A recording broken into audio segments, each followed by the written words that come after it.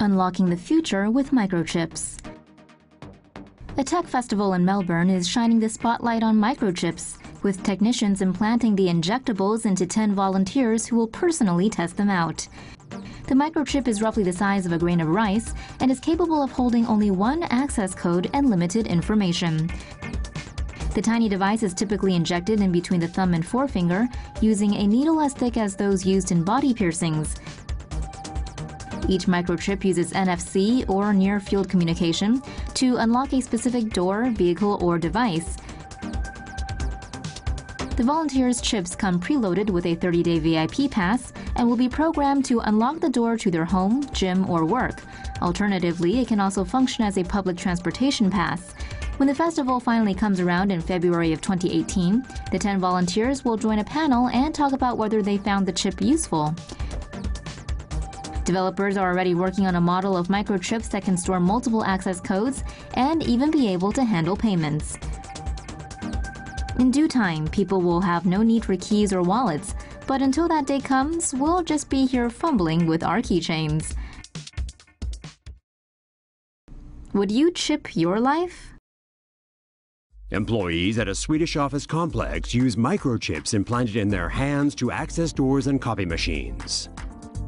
Hundreds of people working at a Swedish tech business incubator can choose to inject a radio frequency identification microchip into their hand.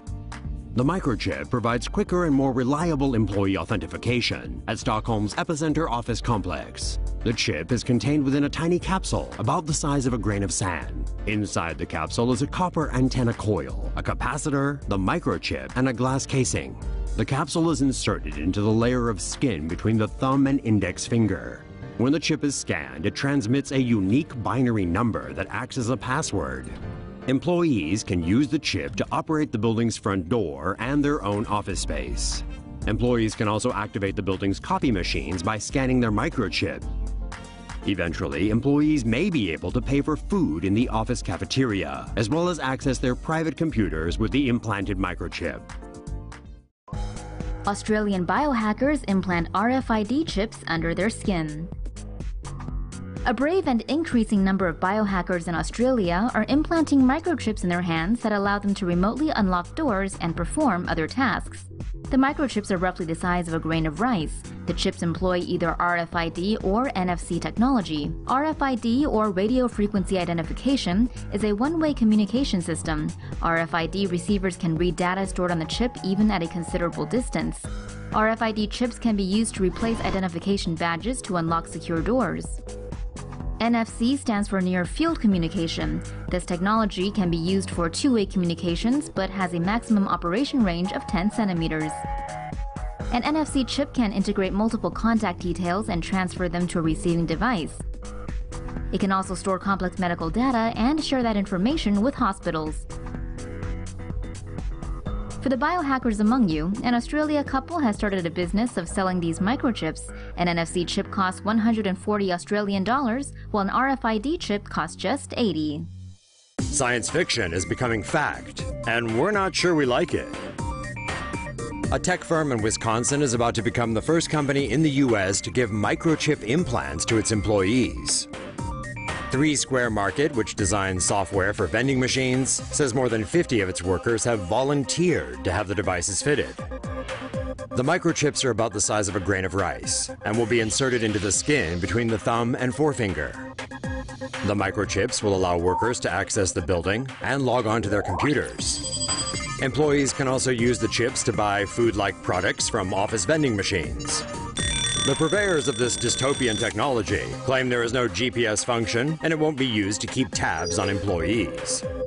But we can't help but feel like we're sleepwalking into a future where even the blandest details of our lives are recorded, possibly to be used against us at a later date. The company says none of its employees are required to get a chip implant. But it's not impossible to imagine a world where this kind of thing is the norm. And if you want a job, you'll have no choice but to become part cyborg. Just because something tech-related is possible doesn't mean we have to do it. Pay your fare using only your hand. Are you one of those people that's always losing stuff like keys and tickets? Well, Sweden has found the solution. Around 3,000 Swedish commuters have had biometric microchips implanted in their hands in order to pay for train tickets. Commuters who elect to have the RFID chip implanted under the skin are able to have their tickets loaded onto the device. The implants use near-field communication technology, similar to contactless credit cards or mobile payments.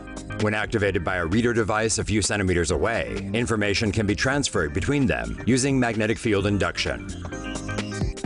The train conductor then scans the microchip with a smartphone to complete and verify the ticket transaction. An estimated 20,000 people in Sweden already have implants and are using them to swipe in and out of the office and to pay for food.